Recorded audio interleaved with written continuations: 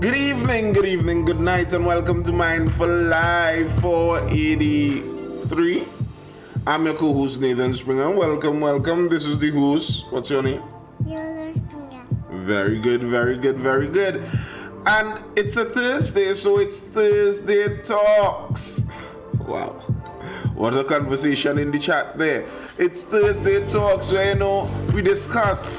It's not exactly the night where we go through the news stories per se, but you can feel free to jump in over on TikTok and join the conversation where you can actually talk and you could have disagreements, think I'm wrong on something, anything, and we can discuss that. So feel free to jump in. Blessings from the country where we might have to sell nuts on the road just now. Well, me. Tough. All right. Run along. I'm too good. Tell everyone bye-bye. Bye. Ladies, folks. Let us. I'm about to sleep now. I'm about to sleep now. You're going to sleep now? Very good. Daddy, I'm about to sleep.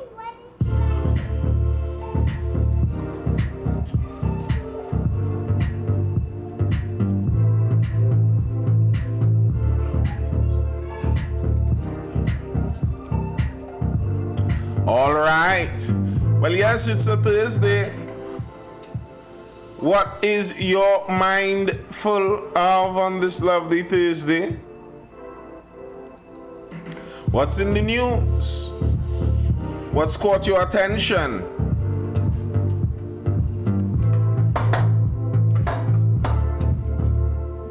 Any questions or comments? Feel free to jump in. Feel free to ask.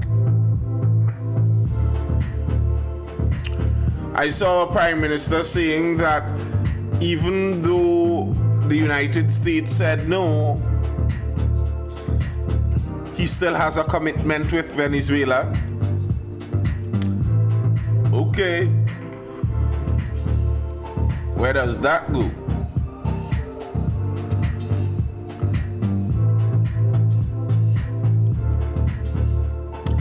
I kind of want someone. RL says caught between saving and hoarding all my money or invest in assets, prices rising on everything. I'm not a financial advisor. I would like for one of our reporters to ask our Prime Minister if he was one of the first 70 countries to reach out to the United States and ask for a new trade agreement. I'm curious to know, were we one of those?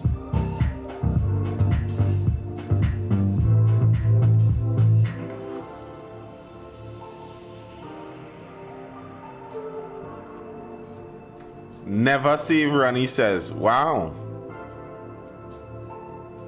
Wow, Ronnie.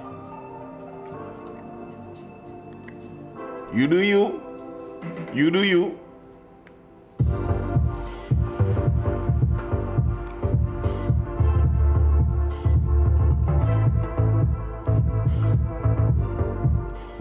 Yeah. If Big Daddy says no, then we can't fight that.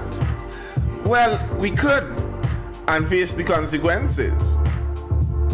That's the point I've been making all the while too. I mean, it's not like we have to listen to the United States, We don't have to, but the consequences will be what the consequences will be. So that's the part that people that suggest we say fire burn them, that's the part that they sometimes have to contend with. I just reached no dragon gas we going through. Nah, we ain't going through, man. We ain't going through. I hope we move smart and renegotiate. Me too.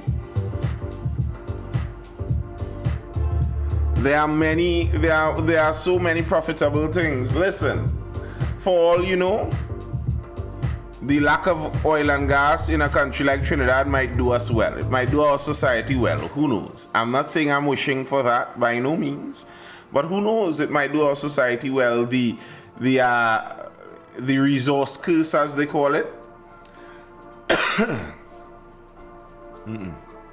Maybe we would have to become more resourceful if we're resourceless.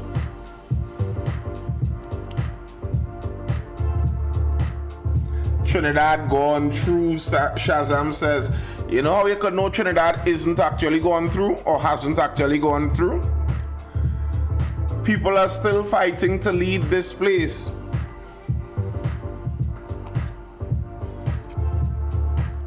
Like,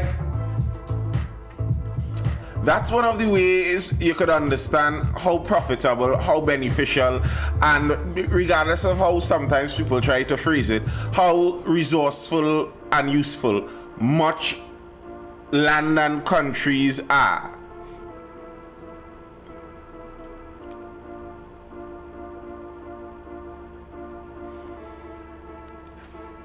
People talk like even Haiti. Haiti is the poorest country in the Western Hemisphere. Who on earth wants to be there?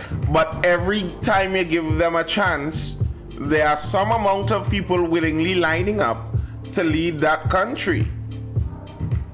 So it's not as useless and worthless as some might presume, is it? But the captain of his sinking ship is still a captain. For 5 seconds or however long the ship takes to finish sink.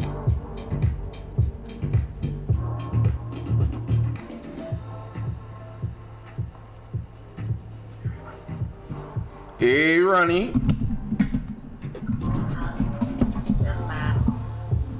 Hi, everybody. Okay, what's up? I've been trying to take in some political meetings this election season, and it ain't looking too. I can't do it, boy. My brain cells fighting that. I'm much rather just scroll on TikTok, because at least those people on TikTok who actually fool, they do stand a chance. Well, I mean, some of them don't stand a chance of leading this country, but nah, joy. Them political campaigns. What's the problem with the political campaigns? Well, the last one I tried to take in, which was the tip tonight, I couldn't even last long. I didn't last long. Basically, I came out because Sir was like, oh, Tobagonians can't use their land as collateral or collateralize their land. And I was like, what? My parents used my grandfather land as collateral to buy a house, so I don't understand why he's shipping this token. It could be done, it needs to be on your name. So he lied. Oh, the land. And oh, how the brothers and sisters come, they live in a way, and the youngest one taking care of the mother. This is me. Why is this on a political campaign? This has nothing to do with politics. What are you going to do? You're going to tell families how to run their family now?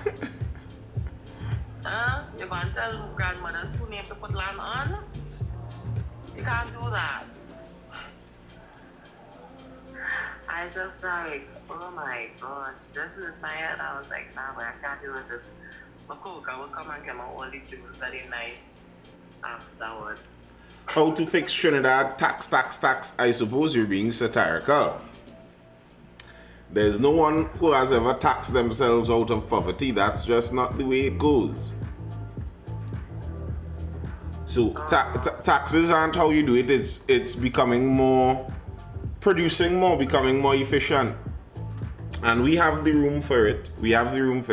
Even if, as I said, even if we didn't have the oil and gas, we already have the power generation capabilities. Yes, some people may have to pay a bit more for power than they did before with the incentives we had, but we still have the infrastructure already there. Once we could maintain it. But you see, that's one of the major problems with government in general, and maintenance. Maintenance is a real issue when government owns and runs things.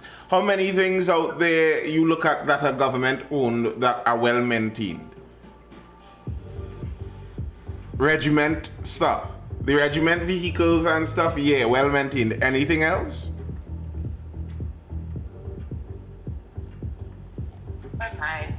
depend on my coming on.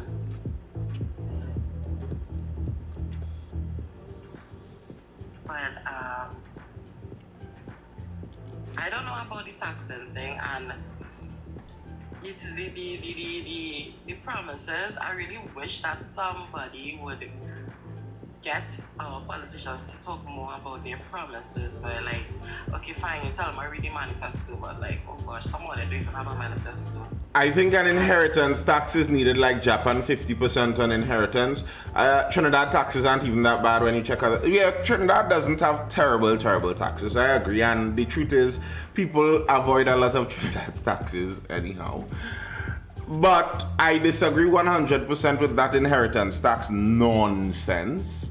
I think you're punishing the exact people that you should be rewarding. Allow people to inherit from their parents. That's the point. Parents do what they do for inheritance. That's the benefit those childless communists who want to just sit down there and suck off the state and your tax money. So you who are building for your next generation, they're supposed to chop off half of that and squander it as they live a life for themselves without consideration for the future. Forget that. Fire for that. The government is involved in too many things. The government doesn't need more money. The government needs to spend less. No proper management. That's all the government's past and present mean is you just eat a food. Shane Ford says we don't even use our community centers the way we used to. Facts. Abdul says no inheritance tax. That is madness. Boy, Abdul, you telling me I work in all this work and when I die, half of this going towards Imbert and Young and them fellas to play the fool with my money? Hello, behave yourself. I don't get me vexed here. That is the kind of thing. Now self I looking to fly out of this place. Go to a place where my children get what I earn. Why else you're doing what you're doing? The government, man, behave. I rather donate it to a random person and be on the street. You know, I don't know if you all know your old western song. Not even old. Have a million western songs like that, you know, and we meet a man in a bar somewhere and they talk and then the man die and the man's children was vexed because he was a millionaire and he donated all the money to a random stranger he meets somewhere. And Nathan, we are the tax-free countries. It's according to there's always a sting in the tail. The truth is there's always a sting in the tail. It's where you're willing to take your problem. Do you all think that public servants will abuse job security? Of course. What do you mean will abuse job security? What do you mean will? You mean they do that? And to think one party is promising to expand it. To increase their pay by 10%. Minimum. Starting the negotiations at 10%.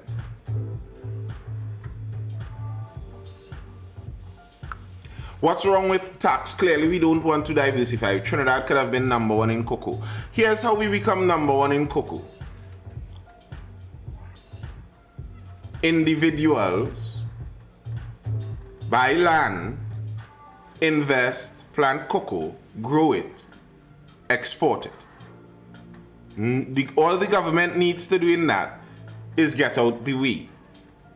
You see, this kind of colonial idea, and it's a to me, when I analyze it, the Caribbean, Africa, some of us former colonies, the kind of idea we have is a combination of colonialism with the left-wing communism that came in the mid-20th century there when a lot of the countries got their independence, and who wants to be a capitalist like the country that was oppressing you? So you go more towards that lovely sounding left-wing side, and you combine that with the colonialism idea, and it seems like like every African and Caribbean and former colonial country believes that how we get wealthy is the government has to do it. The government has to do it. So the government has to go out and plant cocoa and hire everybody to work on the government's cocoa farm, and the government will export it and the government will make the money, and that's how the country will get the money. But I disagree. I disagree on that. So, yeah, man. Guys, here I say, the big businessmen in Trinidad and Tobago who have owned the big conglomerates, the multi-billion-dollar conglomerates, I haven't seen any of them invested in the sugar industry. None of them say Trinidad one of the best cocoa streams. None of them invested in that. None of them invested in no kind of major agriculture. Everybody all these businessmen want the government to come and say, well, here we will do a 60-40 with you and go at it. And you'll get tax breaks at it and other incentives. They're not taking their money, their capital, and investing in no major business like that. You see, those are more risky businesses. That's why oftentimes the people in those businesses have a passion for it, or they started small as someone inside the industry and they grew. It's a more risky business. If I came into some inheritance, or I am part of a dynasty or something, I have some money to start something, I have a couple million to try something, why would I not try to import something, process it, and sell it back?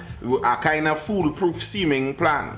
Why am I going to attempt to plant something that needs to depend on the weather and the conditions and then grow it and process it? That's a lot of risk. While I could go and import something, slap a label on it and sell it and make the millions like that, if I am aiming to make that. And to track back to something we were talking about last night, that's kind of the idea that some people are suggesting they want to move the wheel back to. By clamping a bit down on the free-for-all globalism, you're going to, as it will, force countries to have to get back to the dirt to some extent. So the idea of just cheap imports from elsewhere that can come in, and the capital, the people with the capital can just use that to make more capital, and the money that they make is without the value reciprocated in the country, that should wrap up, because we aren't getting that cheap free labor from anywhere else. And if that's the case, then you have to return to the manufacturing core here.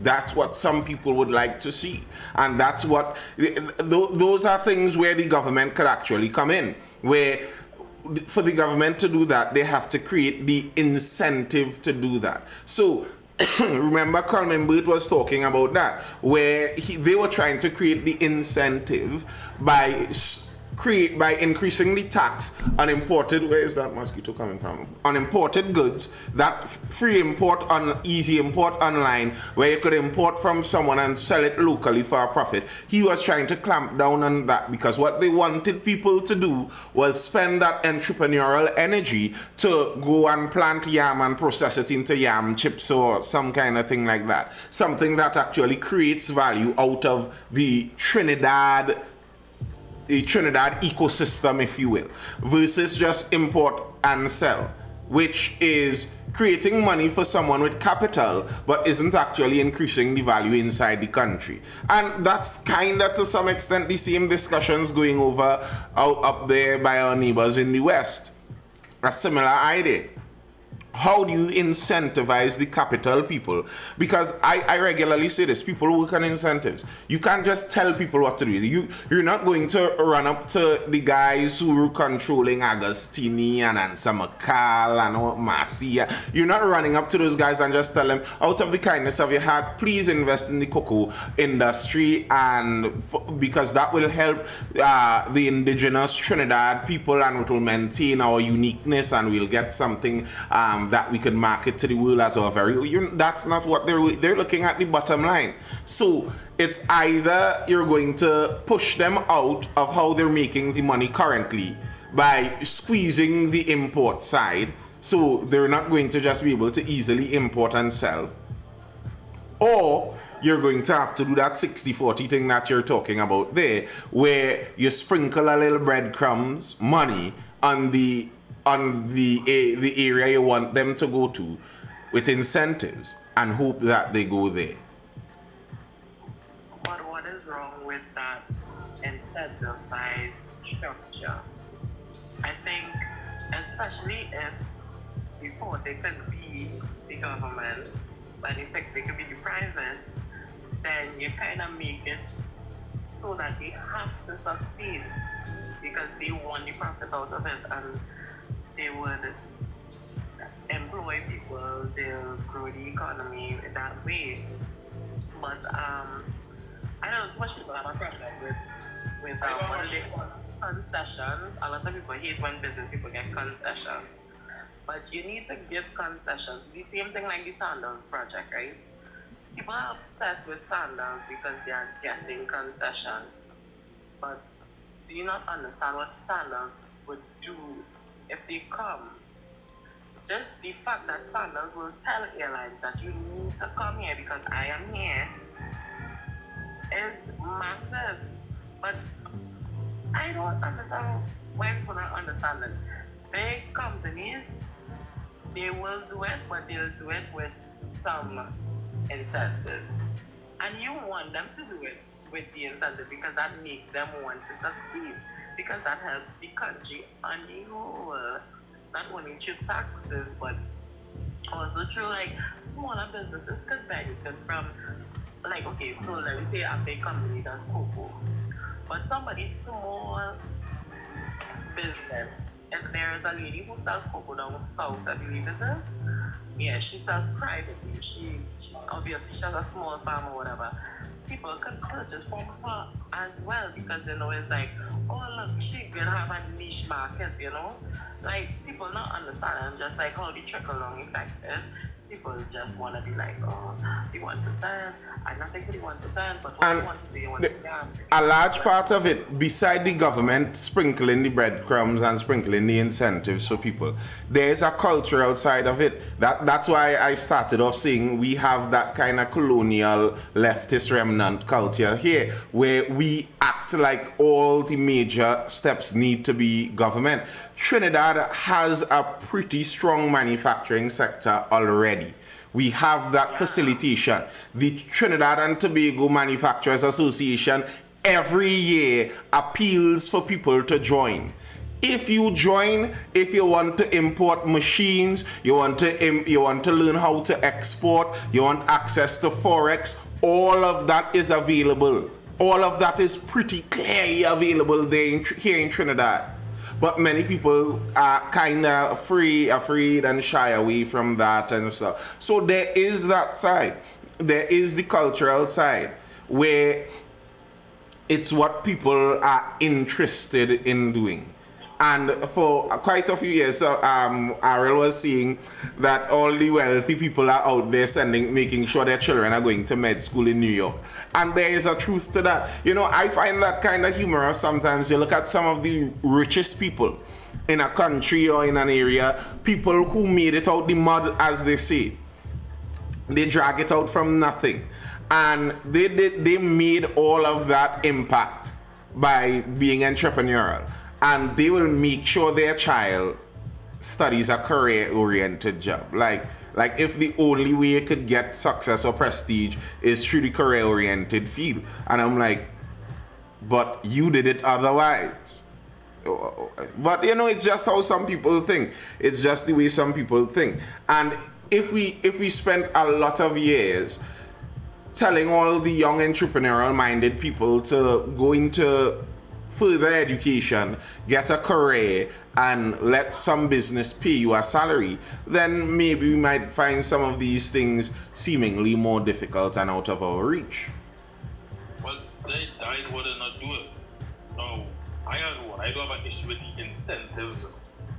What I have an issue with is the culture, the business culture we have in Trinidad, where basically, so let me say you're going at 60-40 arrangement with the state, and the state ends up just becoming a bailout too.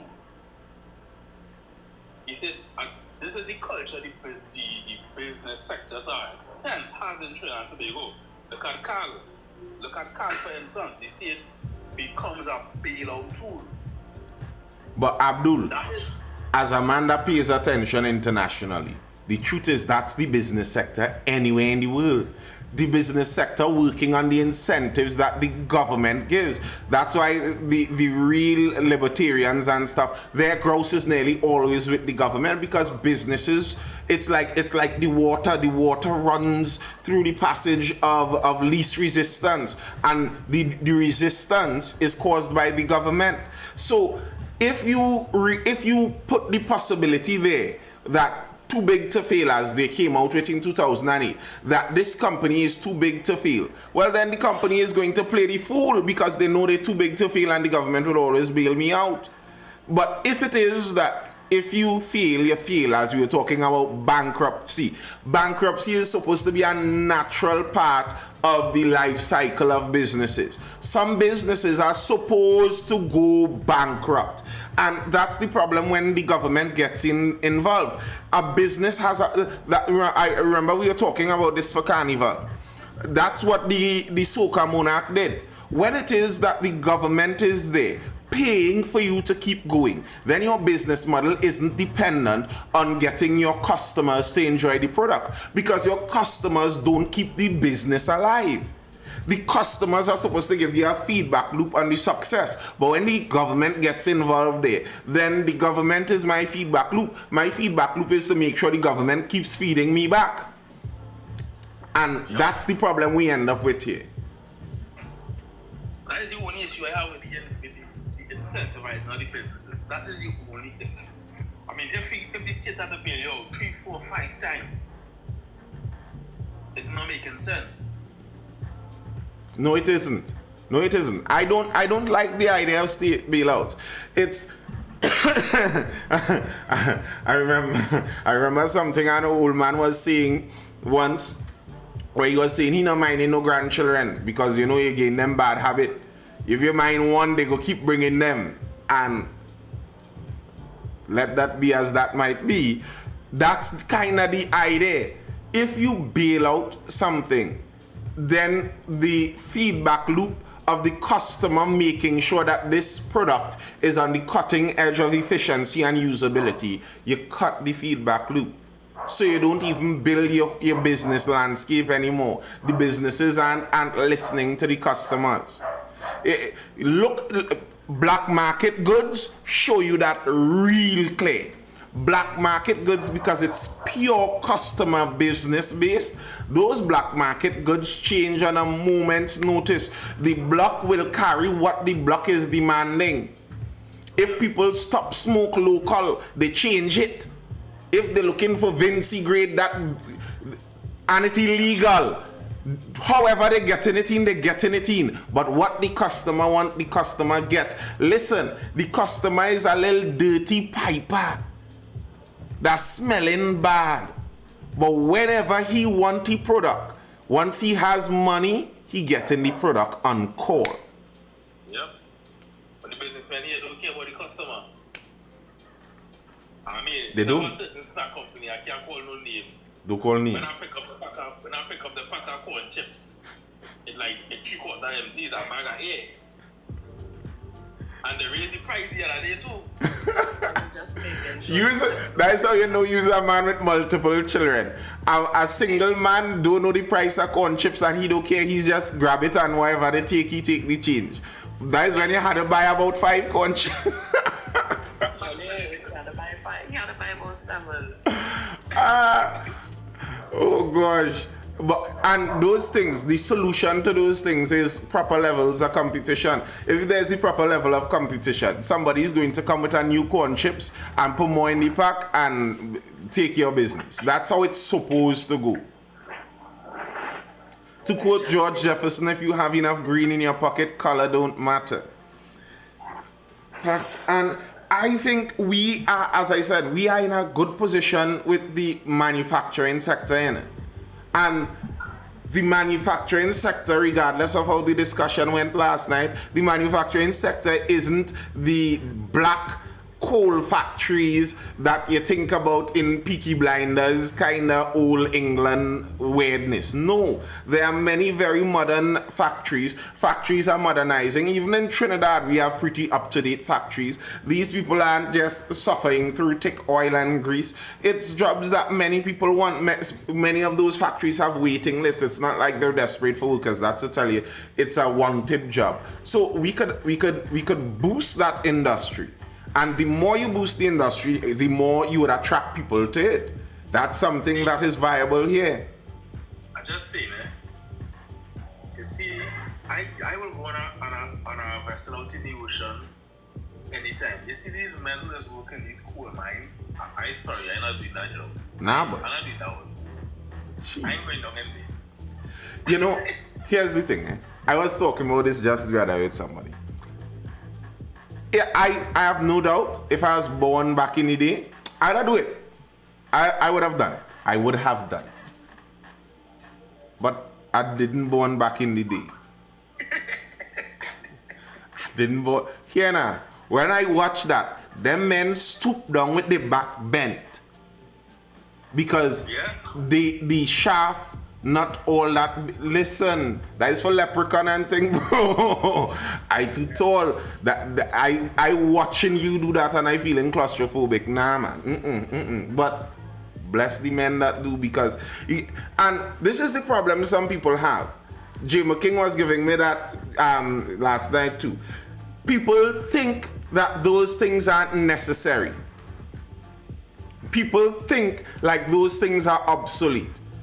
But Trumpy boy just okayed a bunch of coal plants.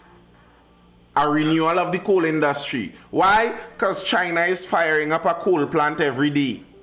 Germany had to fire up a bunch of their old derelict coal plants because they tried to go green too quick and they recognize energy dropping and people suffering in the winter.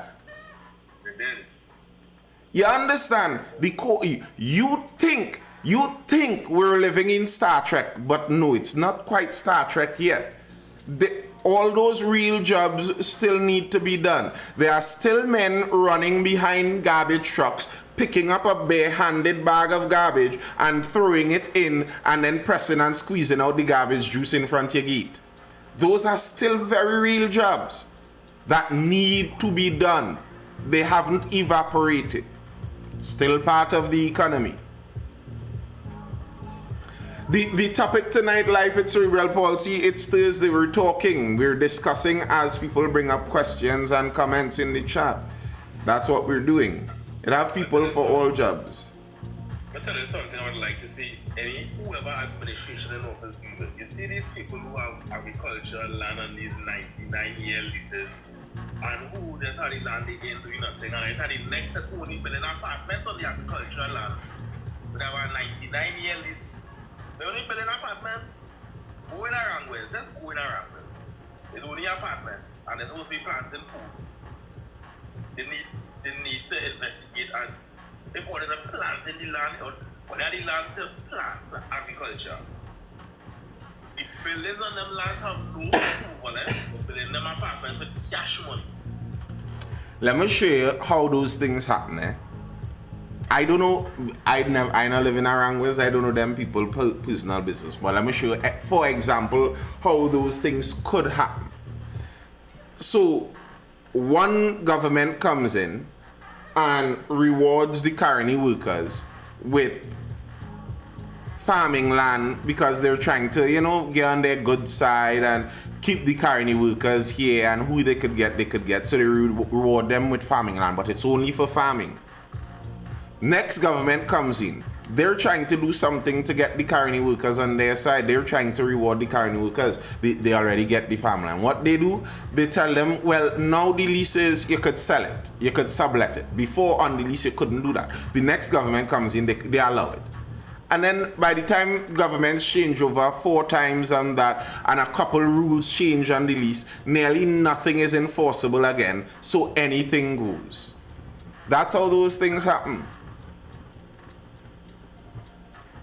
And what you're going to do now, which government is going to roll in with the excavators and bulldozers and knock down somebody's 60 apartment building. No government is going to do that. No government is going to do it. And that is the thing. And then we complain about production and manufacturing and food security. But we have the facilities to get this thing done. We have the lands. It have designated lands for that. And the land's not being utilized for that. So we'll always be in a situation where we'll be lacking of these things. Always. So some government going to say, well, I'm going to upset a couple hundred people and by large a voting district. Like what Manning doing the bamboo. Yeah, but few governments will. That's the issue right there. And that's why keeping up with those things is so important. That's what, like, in a sense, as I was talking about maintaining even as it were the law, just keeping up with it so that you don't have to go and break down somebody's $1 million apartment building because you never allowed them to build it in the first place.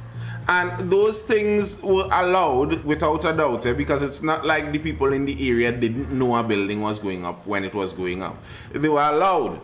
So that's where the corruption hits. And that's kind of one of the major issues in our country. The corruption is so high. And you could understand, to me, the view of, let's just get the government out of everything in that case. If the government is so corrupt, it's kind of like they're putting their thumbs on the scale to squeeze you down who would be willing to obey the rules. But the people who are willing to disobey the rules go ahead and do what they want anyway. So forget the rules, just let the free market go then. Can make you feel like that, eh? I mean, that is how it is out here right now. That is how people operate in. But if we really want to get in a situation or position where the economy diversify, everybody do have to come out here, well, I'm going to get 7 CXC passes and about 5 A levels to get out some way. These things need to get corrected somehow. The truth is, if it's all left in the long run, it will correct itself. If you build apartment buildings work when there are people to fill the apartment buildings. People to fill the apartment buildings mean generally a working class crowd. A working class crowd requires places to work. But if you start to mess things up and those places to work start to decrease, the working class crowd disappears. Your apartment building is much less useful. I wonder how useful people with high-rise apartment buildings find it now in Haiti. You know? So it will solve itself if ultimately people continue. And that's why I'm saying I could wonder if no oil and gas might be a benefit, because that's going to kind of force a certain realism where the truth is you have to work to get it. It's not supposed to be the government involvement in how you get it. It's supposed to be you provide something useful for the market, and that's how you get it. A lot of persons are looking at it as well, them and do me nothing yet. HDC buildings on good arable land, that's very true. Some of the most useful farming land in Trinidad, they put the whole east-west corridor residential area on top of it. Imagine that. And then go to Planting Caroni, which has some useful land but isn't as as nutrient rich as the land at the foothills of the Northern Range. Normal thing. I'm asking if most of the, well, how much of that land or residential part of the East-West corridor is HDC? Or you mean they gave approval? They would have given approval. A lot of it is private, but the government owned all the land at one point in time, so for it to be private, it had to leave the government's hands. And I always find this strange. Legally in Trinidad, the government can't sell state land, they could only lease it. So then how do people own land all about the country? Magic? Well, they don't own it. That's it. But they do. But to me, all the land and them just be saying lease hold. It have plenty freehold too. Plenty freehold. Oh. How did they get that, eh? I don't know how to get that. I know it's have like land that was given. I don't want to say by the Queen. Yes, it is by the Queen, the royal something. Yes. But I'm not talking about even that. So that's the only land I know about. So well, I mean, not owned by the government. So people get land even though they're not supposed to be able to. And then we have this strange thing where someone will go and squat and then the government pays them to leave the land that they stole. It's all strange thing. That's crazy. You plant some coconut tree and some lime tree and some mango tree. Every tree have a price. Yeah. Yeah, it's... It makes it so easy to do the wrong thing in this case because look, the other day when they move all these cutters from La Hospital side, and then they were talking about for the people and then age, get the people HTC house. So you break the law and you are rewarded. Like, oh my goodness. So what you want me to do, then you're telling me, let me go on some piece of land, go and build a something, go and live there, and when they move me, demand a house. Is that the pipeline to home ownership in this country? Listen to this, Nathan. Listen to this, right? And I don't know about you take this the right way. I'm putting this in quotations because this is what I was told by an elder person of the Republic of Trinidad and Tobago. Right? Years ago, all East Indian man tell me I'm my brother. He said, listen, black people are belly to do wrong things. That's so true. We will go on the government land and plant it up for years and end up owning it. But black people don't have belly for that. That's what the man tell me. And it's truth. It's facts. J-Mac and RL, I see that discussion there. That's facts though, what you're saying, Abdul. I don't think it's that we don't have the China and Asia nearby. I'm pretty certain that Mr. Patrick Augustus Manning, his aim was to do that Singapore model, do that Singapore idea. That was his Vision 2020 kind of aim. Highly educated highly educated citizenry, so gate is in place, the education up till master's level even, and then build an economic hub out of Port of Spain to attract people there, dig the deep water ports, and then advance the refinery, upgrade the refinery to such a level so that we can give global standard oil and gas and refined products.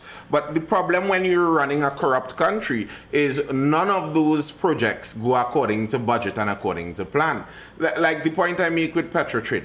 People talk and complain about the Petrotrin being bust, and some people suggest that the main reason Petrotrin went belly up is because of those massive capital projects, capital infrastructure projects that they bust on under Malcolm Jones.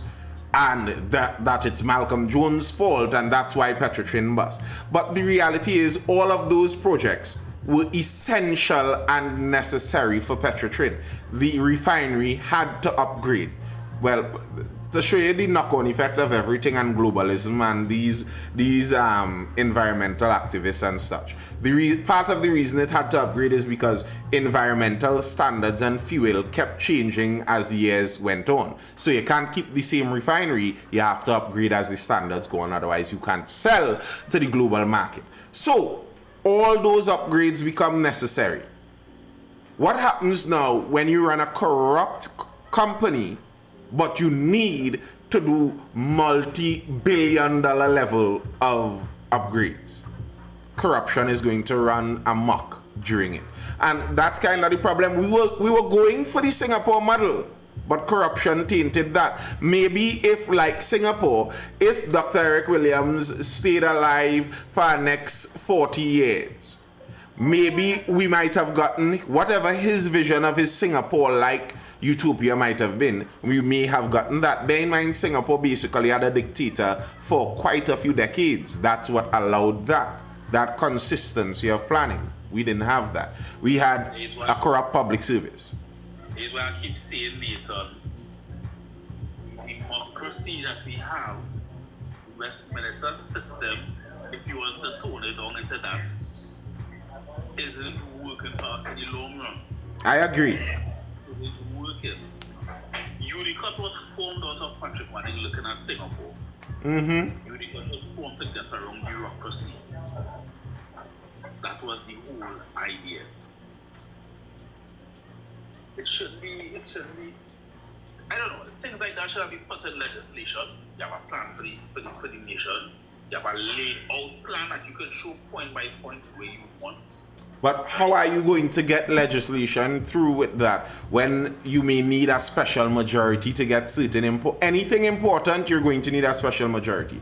And the nature of our politics, just the point you made, that Westminster system doesn't work for us because the nature of our politics is you have an opposition that just opposes on the basis of opposing.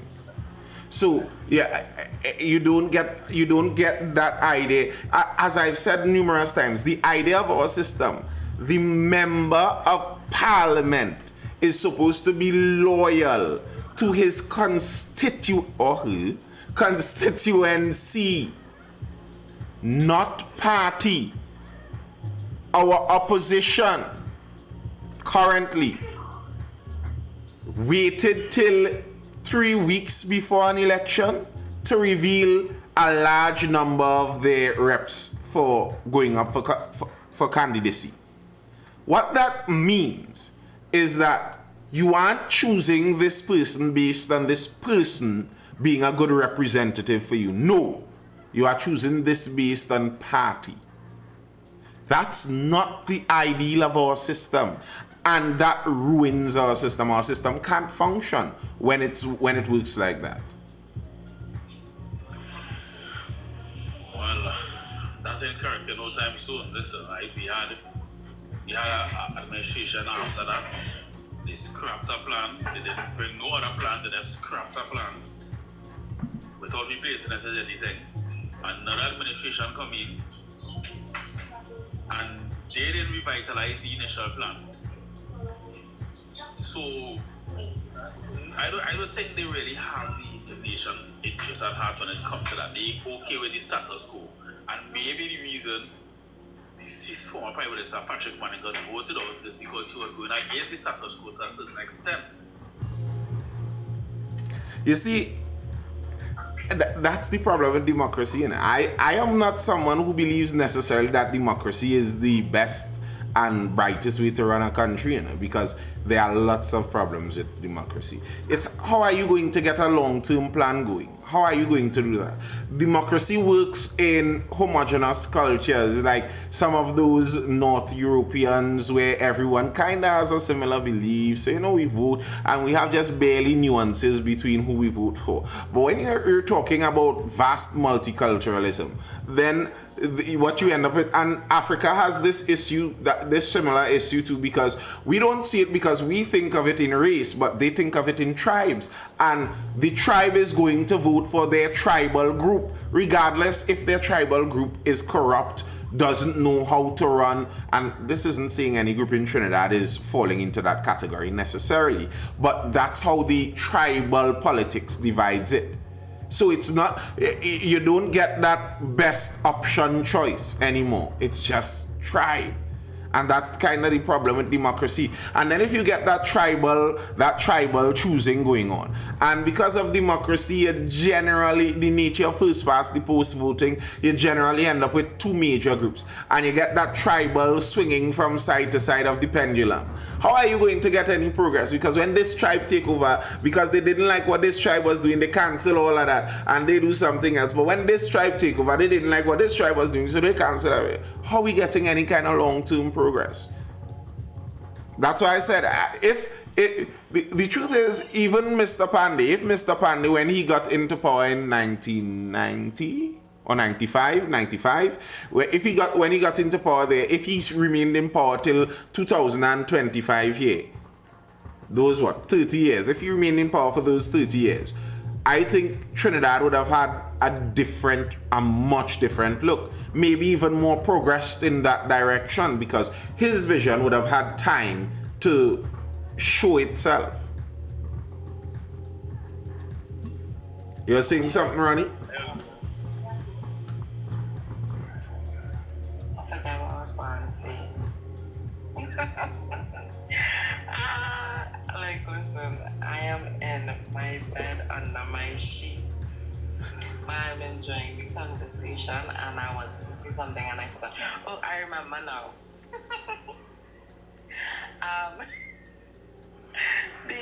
The Chiefs majority in Parliament would not allow for anything grand to happen in this country. This country is destined to be on a loop. On the same old loop, rewinding and playing again. Because I think did Kamala have the 3/5? Yes.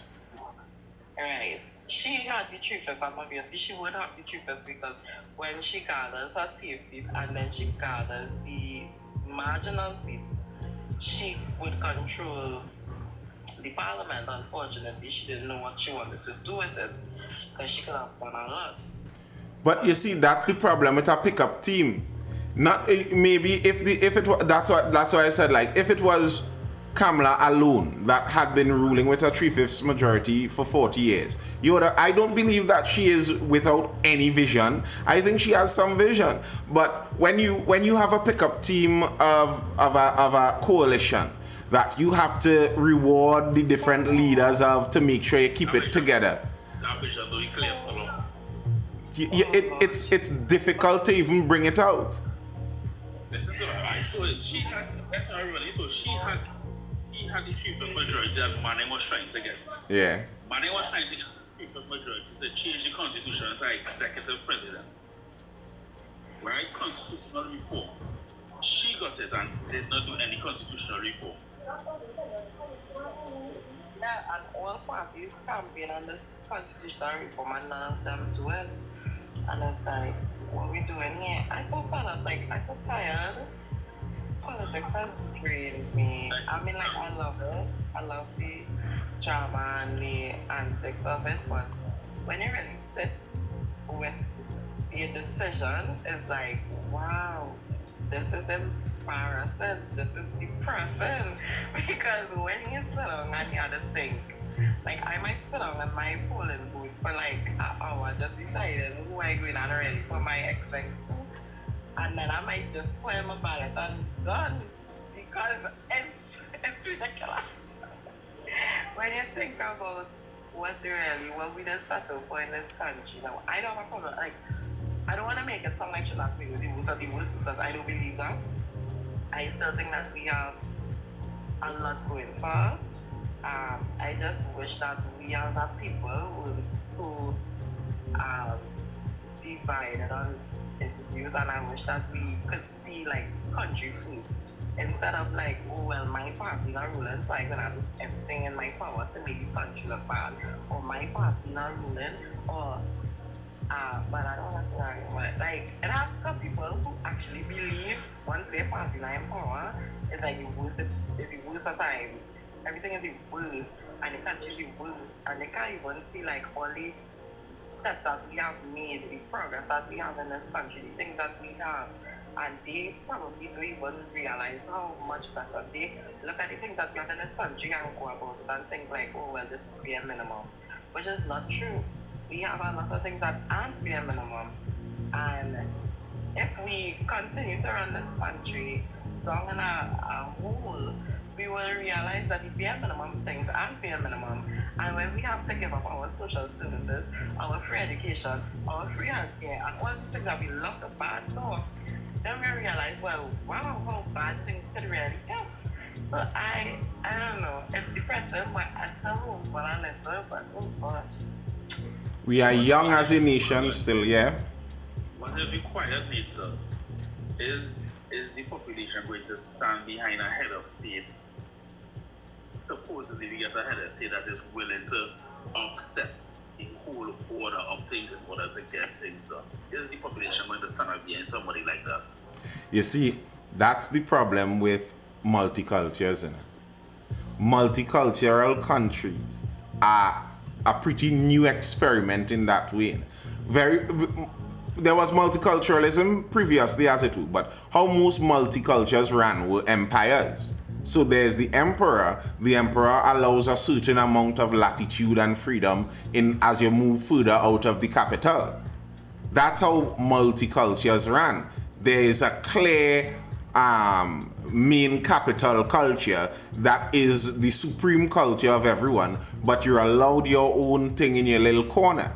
That's how they did it before. The idea now of true multiculturalism, where every culture has its equal place, that's a difficult thing. There are some cultural groups that, if they were to go to the extreme of following their cultural norms, they believe that their culture is supreme and the best. How could I believe my culture is supreme and the best? You believe your culture is supreme and the best, and we all live in the same country where we say we are all right. We can't all be right on that front. So it becomes difficult to run a multicultural country. Probably not impossible, maybe not impossible, but difficult. And to get one supreme leader or one really authoritative leader is a difficult thing. Here's an extremely important question to ask in such a thing. What race would he be in Trinidad's context? Because you know that's going to be a very important question. If he's an Indian man, an Indo-Trinidadian, how is he going to deal very authoritatively with the crime scourge in East Port of Spain with majority former small islanders who are Afro descent? Because you're going to have to deal with that real authoritatively to stamp it out. How people going to watch that? If he is an Afro and there indeed are some corrupt networks playing underhand, there are allegations that former MPs were running sex trafficking rings out in Central here. Those are allegations. Allegations coming from inside their camp here, just by the way. How are you going to deal with those things authoritatively? Yeah, well, you had to upset some people, you had to mash some toes. But that's the problem in a country with a multicultural like ours. It wouldn't just be like mashing some toes. Like if it's a country where we're all basically the same culture. So when we mean mashing toes, it's just the fringe groups. Some fringe groups are going to have to mash their toes. That's all right. But when you're talking about huge chunks that make up the society, you're looking for balkanization.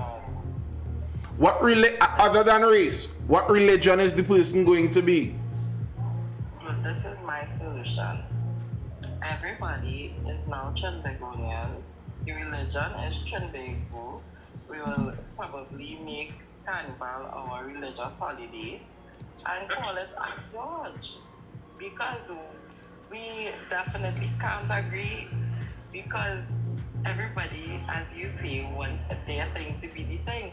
And we have hurt ourselves so much by making, okay, I don't know if it's hurting, but everybody has an equal footing, right? So the Christians equal to the Hindus, equal to the Muslims, equal to everybody in between, right? So how do we now make anything happen? Because Christian person would be like, I don't want him leading me. And the Hindu person might be like, I don't want Muslim person leading me. And everybody has equal footing, right? So who could say no? No. So here's what, we'll all just be Trinbagonians. I don't care if you look like your hair straight or your hair kinky or your hair curly. All of us are Trinbagonians. We probably worship carnival and call a church. No, because that worship carnival, you'll now it's not just going to be the religions fighting each other. All the religions will gang up on you. No religion is going to be okay with worshiping carnival. You know what? Just so you know. Because then they'll have a common enemy that they may be able to rise. That's what I was going to get to. The idea of being all Trinbagonian, that's kind of the way how multicultures kind of are supposed to function. For example, the US is supposed to show some idea of that. And that's where you get that fierce nationalism from. So, okay, my culture is allowed to flourish there, but the superculture is this joint nationalism. But the thing is, the joint nationalism, according to how fractured your multiculture is, the joint nationalism needs to be slacker and slacker and slacker. The joint nationalism needs to allow a wider and wider and wider range of ideas that all fall within it. That's kind of what is required. The Trini, what does it mean to be a Trini and a Trinbagonian? We generally believe in God. We generally conservative. We do bother people about carnival. We allowed a lot of revelry. We have plenty holidays and those kind of more generalizations. Anytime you try to get in very much into the nitty-gritty, and that's the problem with a leader with more authority in our country. Anytime you try to get into the more nitty-gritty, things are going to start to get frayed on the edges. PNM supporters feel they alone are patriots. You know, I understand that from, as it were, both sides. The PNM does have that feeling because the PNM was the founding party, and the founding party that ruled the country for a whole chunk. And because of that, many of the people that are anti-PNM don't have the same affinity to the origins of Trinidad that some PNMites do. I remember back during the partnership when we had the 50 years commemoration of our independence.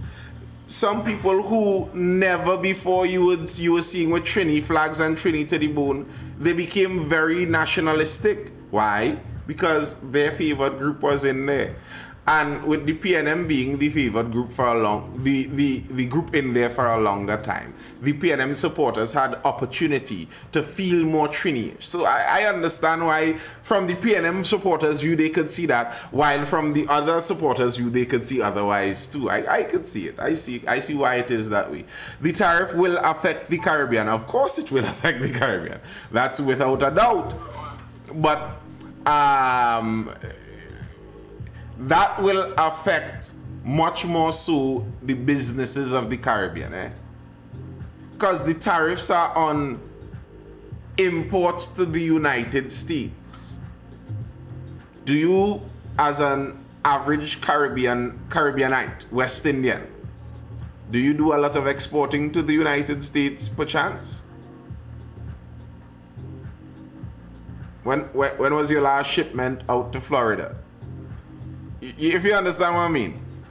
But obviously, if the businesses that exported to the United States now have to pay higher fees, they may not export as much, and people who work for them may be out of a job or may have a downturn in the amount of work they have. And yes, there would be knock-on effects without a doubt. That's without a doubt. I'm mad now.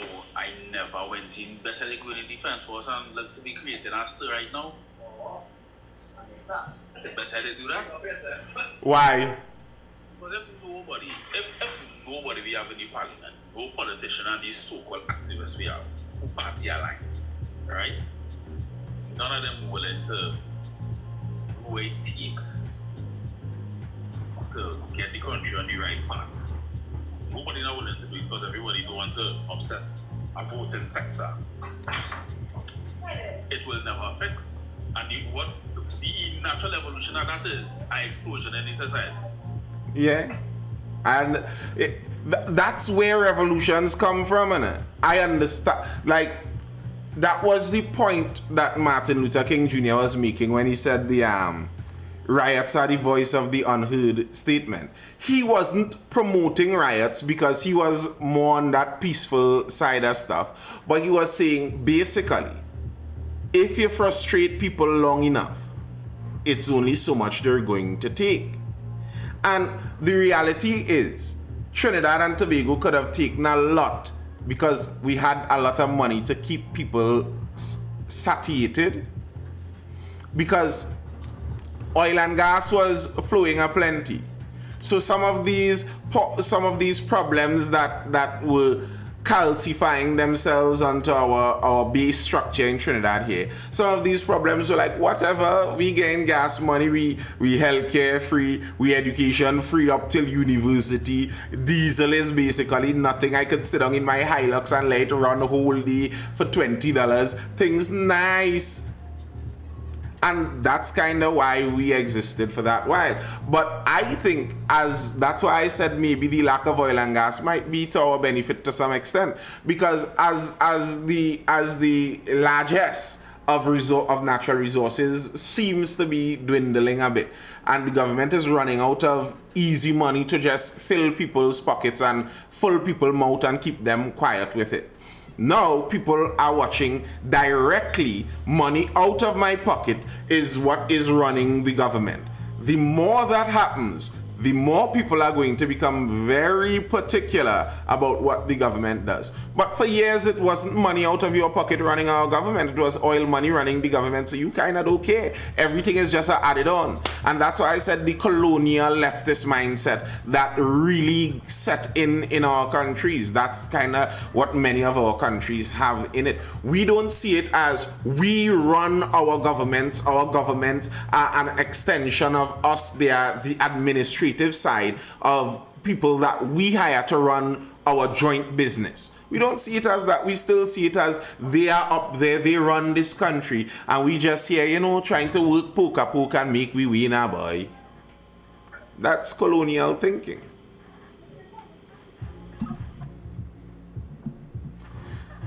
But even if you were in our military, I don't, as I said, I don't know. I'm not sure if our regiment is strong enough, though, to topple our government. I'm not sure if that's the case. And I'm not sure if our regiment is a separate entity enough that you could do that. In many of those countries, the military is nearly like a separate entity from the general government. So you could run them like our own special tribe of its own. Our country. What's that? UAE, right? Mm-hmm. Their economy is no longer based on oil or gas. And it's been like that for decades. They had a limited amount of oil and gas, and they made it work for them. Yes, because they could have run over anybody they wanted to. Come on, let's be real. So I'm not even commenting on the human rights or whatever side of that, but it's a similar reason like Singapore. That single leader where his vision could be shown. Even if the person isn't that good of a visionary, you're still going to at least get a chance to work out your vision. Indy Bisan says, bro, it's bad leadership would have our country this way. Yes, I'm not disagreeing. Everything I'm saying is basically suggesting just that. The idea being, who is going to be that good leadership that is going to get us out of it? That's kind of the discussion we are having there. But I could see how UAE could do that. They have a foreign wealth fund that is just overflowing. It's like they could live life like Warren Buffett and those guys, except at even a higher level, where they're just investing the cash that they made and the returns on the investments they could live on without even having to worry about the oil. We could have done that. That was the idea with the Heritage and Stabilization Fund. That, okay, when we get that extra out of the oil, we put it in a special account. But it didn't work. You see, people had the ideas, but the execution in a country like ours becomes a much more difficult thing. Much more difficult thing. I didn't mean, like, obviously we know of the humans. I'm just talking about, like, when you have free reign of your country, as you said, sometimes, sometimes you just need time. You need time for things to flesh out. And 5 years is not enough time for anything to flesh out in this country. And then when we have no continuity, I think that is something that needs to, probably a law needs to be passed about continuity in this country. Like, if a project is at least 50% of the way done, finish it. Don't leave it to wither away, or don't break it down to start over. Like, finish it, because so much projects don't finish. You're 100% right. Start over. But here's the issue with that, and this is kind of the problem with democracy, and even democracy by very principle. Not even when people use it badly, but by the very principle of the thing. If the principle of democracy is the voters have the right to say what goes, then how could it be that you could write a law that locks me into a project? What if I, as a voter, want a new person to come in to cancel this project because I found this project was a waste of money? And that's why it is that the person you vote for has the power to cancel it. Because how you mean I vote for somebody and they can't cancel the project? Then voting don't make no sense. Well, then voting doesn't make sense. And that's kind of the whole issue with the democracy. In order to make things more effective, you would make things undemocratic. It's like when you insulate the office of the Commissioner of Police. The more you insulate the office of the Commissioner of Police, you mean now the Commissioner of Police is not answerable to the general public. So now the Commissioner is outside of our democracy. But if you don't insulate him from the general public, well, then the commissioner now is at the mercy of the fickle mind of the mob. It's the give and take of the democracy. It's why it was Churchill who said that the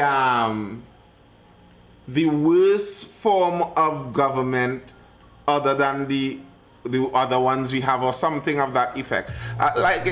It's obviously not a very good form of government. It's just that, who would you trust to be the supreme leader to all leaders into the promised land?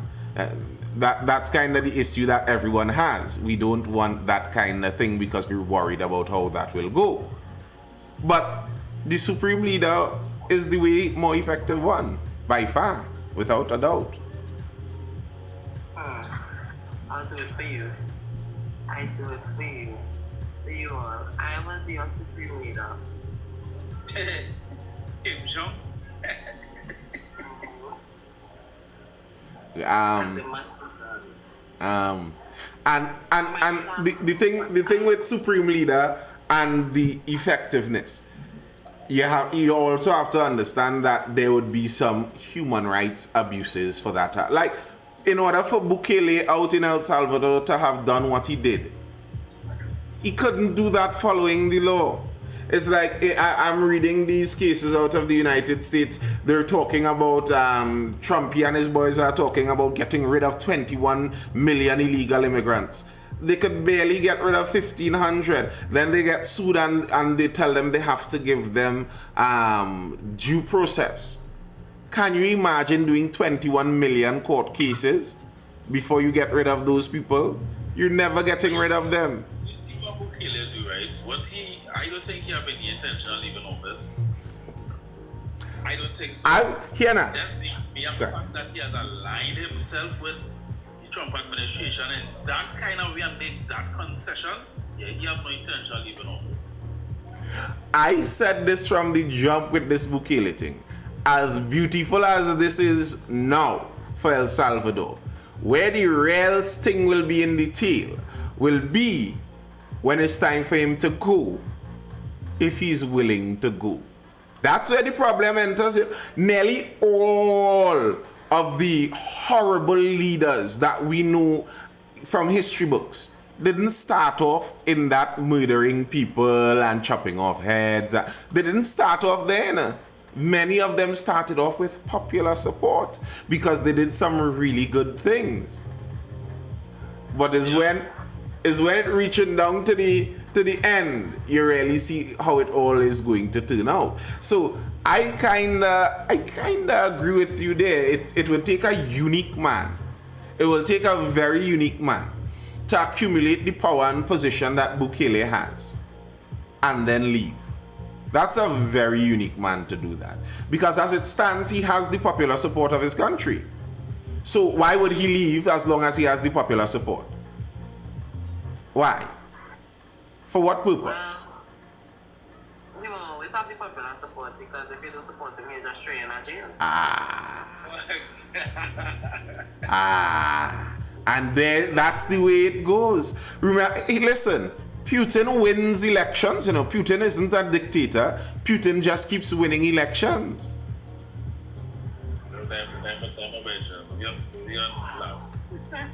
Listen, I don't actually have a problem with Vlad like that. You know, I look at it just how I'm looking at the Trump administration.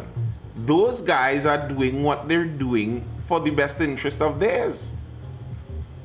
That's the way they see it. Like Putin isn't. What's that?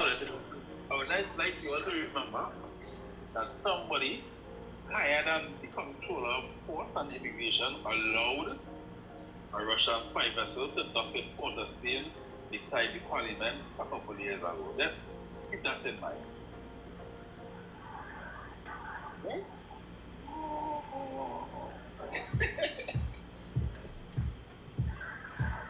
They needed gas. They needed gas. Yeah. If they needed gas, Venezuela right there and they are allies, eh? Venezuela and Russia are allies. If they needed gas, they didn't need to come here. They didn't need me again. Oh Lord. Well, yeah. But they're talking things people don't know in here. Listen, it's a big world out there, and there are lots of things going on that none of us would have even the slightest clue is happening. And when eventually the end result of it comes out, you're going to be shocked, like, wow, what was going on there? When did that happen? So those things don't surprise me necessarily. But the long and the short, I think, of a lot of this discussion is dictatorship is actually the most effective form of governance. Like I say monarchy, I regularly say this. Monarchy, I think, is the natural form of human governance. Here's what I mean. If a man and a woman plop down somewhere in a wilderness, some nondescript place, wherever, and they start a family, and the family keeps growing as how humans multiply and how humans create civilizations.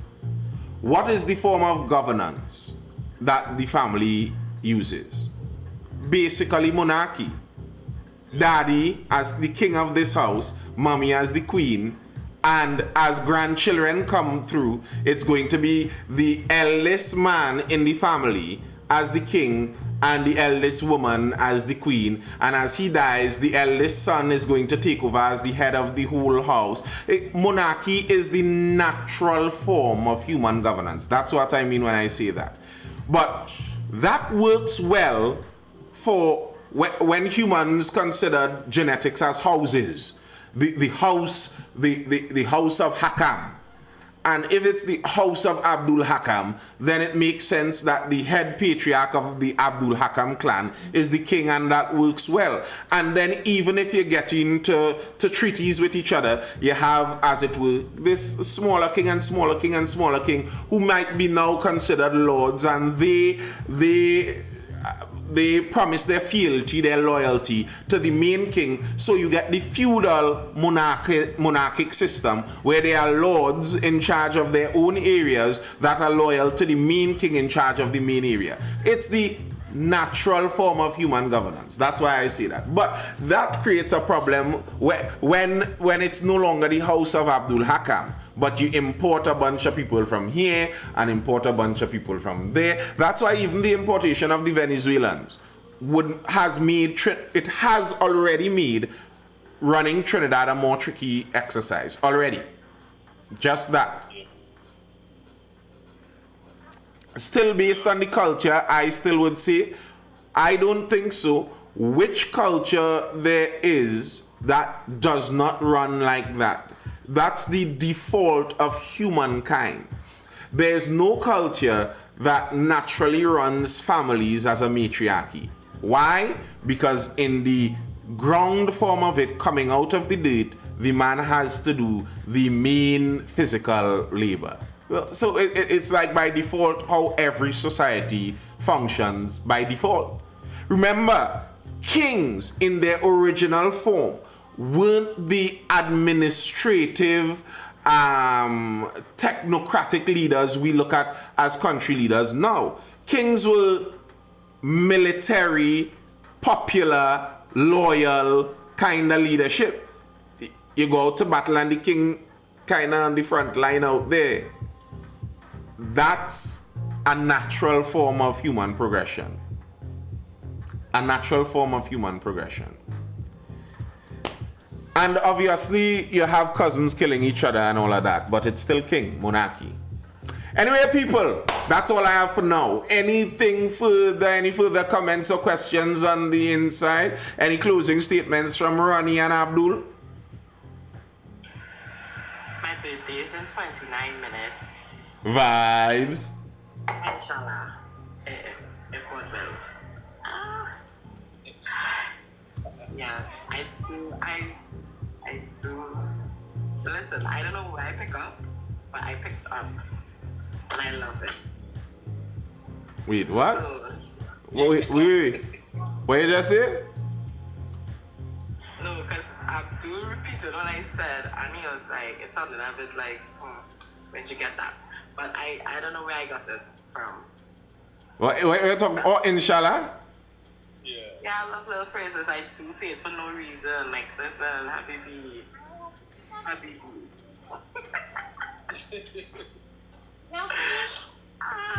If you're on my WhatsApp, you'll be sick of me. Anyway. But yeah. It's my birthday, you guys. I don't know, Nate. I don't want to wait that half an hour for my birthday, you know? That's okay, I can say which one. Happy early birthday, Ronnie. Ronnie, happy birthday. How old you saying the age? Oh, you want to put out it? I'm gonna be 29, you guys. How Kevin Samuel used to, he had that thing for that in a danger. You in the danger zone, now. No, I'm telling you the truth. Ronnie, according to the GOAT, Kevin Samuels, rest in peace. You're in the danger zone. I know, right? But I'm not worried. Uh-huh. Do I watch you? I go to shop.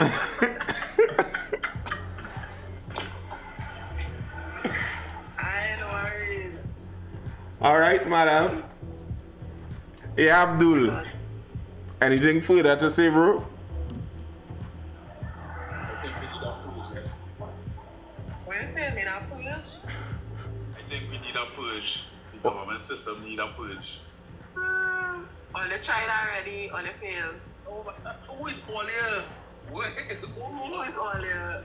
Who is all here? Hey, Ronnie, you know it take me 2 seconds to catch what you said, ain't Ronnie! Ooh.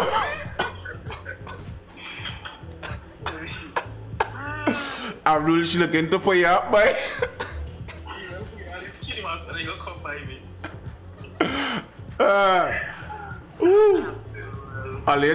Alia? Who is Ali? Ronnie, what you saying, girl? Who is Ali that try already?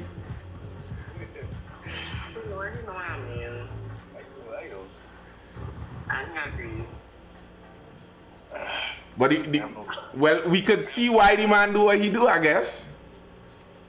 Trinidad is such a unique place, eh? Trinidad is such a unique place.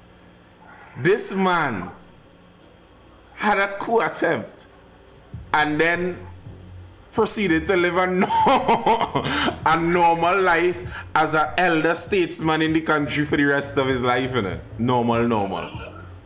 Yep. Sweet Trinidad. But that tells you something about the man's ability to wheel and deal, eh? Because without a doubt, he would have had powerful enemies despising the fact that he just chilling out there in what you call that area, right? Mukarapu. That he just chilling in Mukarapu. That would have been grinding some people's gears. And the man live out his natural life. Imagine that. And his son contests elections every now and again. Trinidad sweet. They can't get me to go anywhere else. Yes, Trinidad too sweet. We too sweet. Just keep in mind, in 2 occasions, something like that took place or was attempted to happen. It was done by personnel trained backstage. True. But the truth is, that's kind of regularly how it goes there. It's the military. Most schools that work when they have the military in hand. If you rule the military, you rule the country, generally speaking. That's why I was saying, I wonder if our regiment has that kind of clout.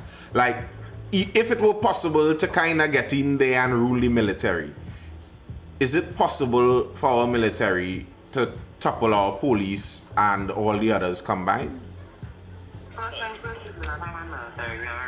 Oh gosh, you understand what I mean? Pedantic. Our regiment is comfortable. That's why I feel they do what they do to them. They give them everything they ask for. Those boys are comfortable. They first in line for HGC houses and they use it. They drive all kind of cars and chains and all that with their 5 wives. You understand? Those men are good. I don't know what anybody could come to those men outside of religion. Outside of religion, there's nothing you can do to convince an armed man to go against his country. Yeah, but it happened already. No, it was within religion. No, there was a military coup attempt that was 80s or 70s. Rafik Shah and who is the other person was involved in that. That was when?